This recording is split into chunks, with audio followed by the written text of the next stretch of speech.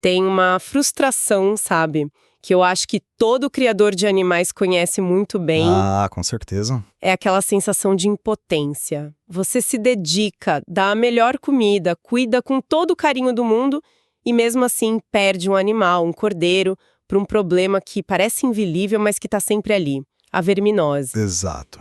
E o material que a gente vai analisar hoje já começa com uma frase bem direta, até um pouco dura. Ela diz: carinho não controla a verminose e boa vontade não salva cordeiros. É uma verdade necessária. Totalmente.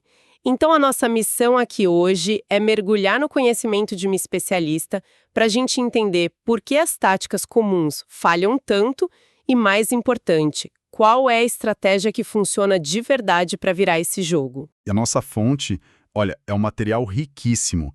Vem do canal ovinos.com, apresentado pela Carla. E a gente precisa destacar a credibilidade dela logo de cara, porque é a base de tudo. Sim, é fundamental. Ela não é só uma teórica, né? Ela tem o que eu chamo de credibilidade tripla. Primeiro, ela é criadora de ovelhas há 23 anos. 23 anos é uma vida. É uma vida no campo. E além disso, ela é zootecnista e também é médica veterinária. Então ela une a prática do dia a dia com a ciência. O trabalho dela, esse canal, é fruto de mais de 2 décadas de experiência. Uma referência, então. Total.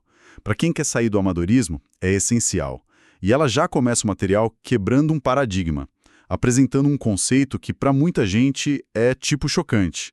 A regra dos 955. Regra dos 955. Isso já soa como algo que muda tudo. O que isso significa exatamente? Significa que só 5% dos vermes, só 5%, Aqueles que são o foco de todo o tratamento. exatamente, estão de fato dentro dos animais. Os outros 95% do problema, a maioria esmagadora, está no ambiente, No pasto. no pasto, na forma de ovos, de larvas, só esperando a chance de infectar ou reinfectar o rebanho. Essa informação por si só já muda completamente o tabuleiro do jogo. Ok, vamos aprofundar isso porque é um ponto central. Se 95% do inimigo está no pasto, isso quer dizer que, por anos, talvez décadas, a maior parte do esforço, do dinheiro, do remédio foi para só 5% do problema? É como tentar esvaziar o oceano com um balde. Exato. A fonte chega a comentar o tamanho do prejuízo que essa visão errada pode ter causado. Ela não fala em reais, mas fica implícito que o prejuízo é gigantesco. Não só financeiro, mas em vidas de animais e na frustração do produtor, né? Com certeza. Ela explica que o nosso clima aqui no Brasil, tropical, quente e úmido, é um paraíso para esses vermes. É uma incubadora natural que mantém essa reserva de 95% sempre ativa no ambiente. A fábrica de vermes nunca para. Nunca para. Então, quando um criador aplica um vermífugo, ele está, na melhor das hipóteses, limpando uma parte minúscula do problema, enquanto a fonte continua jorrando lá fora. Fica claro que a culpa não é do criador, mas do método. A guerra estava sendo travada no campo de batalha errado. Entendido. O inimigo real é o ambiente. Essa é a primeira grande peça do quebra-cabeça. Com isso em mente, vamos então para os erros práticos que a fonte aponta. Qual é o primeiro? O primeiro é o erro que ela diz ser responsável por 90% da criação de resistência dos vermes aos remédios. 90%? 90%. É o erro da dose errada. Aquela prática super comum de dosar no olho, no chute, ou de pegar uma média de peso para tratar o rebanho todo. Espera um pouco. É um número absurdamente alto para algo que parece tão básico. Eu sempre achei que a resistência vinha mais de ficar repetindo o mesmo produto. Mas a fonte afirma que a dose é o principal? Exato. E a explicação por trás disso é fascinante e assustadora ao mesmo tempo. A dose de um vermífugo é ciência, não é achismo. Ela é calculada com base no peso vivo do animal. Certo. Quando o remédio entra no corpo, ele se distribui. Se a dose foi baixa para o peso daquele bicho, a concentração do princípio ativo que chega lá no verme não é letal, não mata. Então, simplesmente não faz efeito. Pior que isso, serve como um treinamento. É como dar uma vacina para o verme.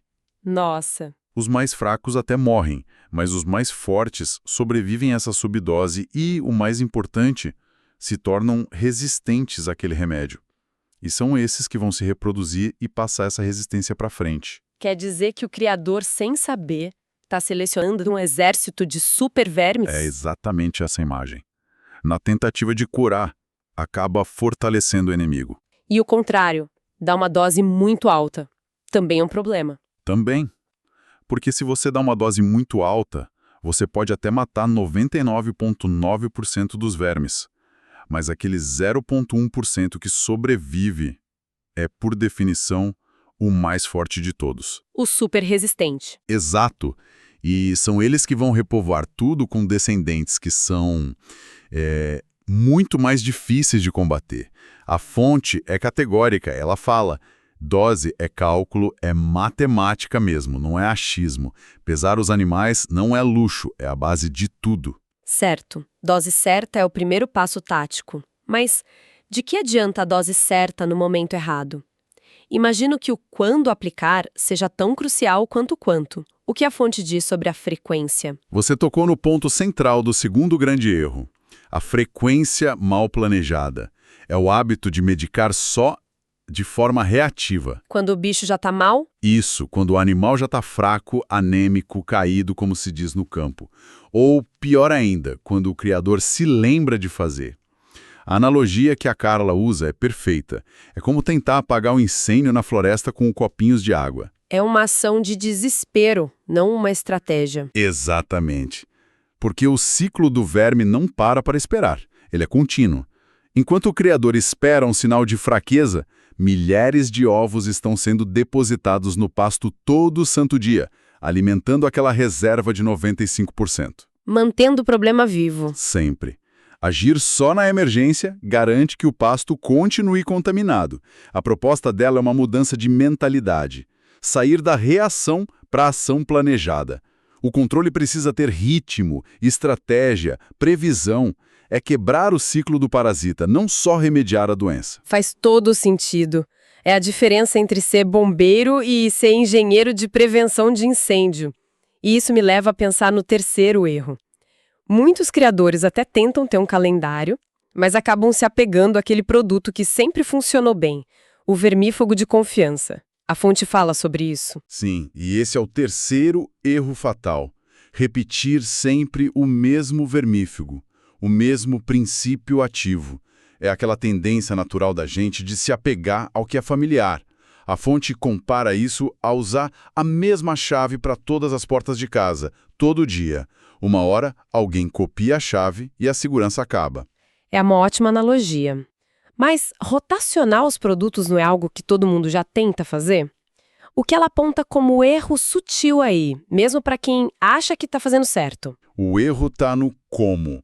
A rotação não pode ser aleatória. Não é só ir na loja e pegar uma caixa de cor diferente ou de outra marca. Ah, claro! Muitas vezes, marcas diferentes usam o mesmíssimo princípio ativo. A rotação que funciona é a de princípios ativos de grupos químicos diferentes.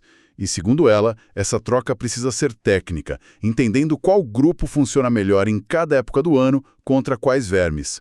Fazer uma rotação cega pode ser tão ruim quanto não fazer nada. Você pode acabar trocando 6 por meia dúzia. Exato.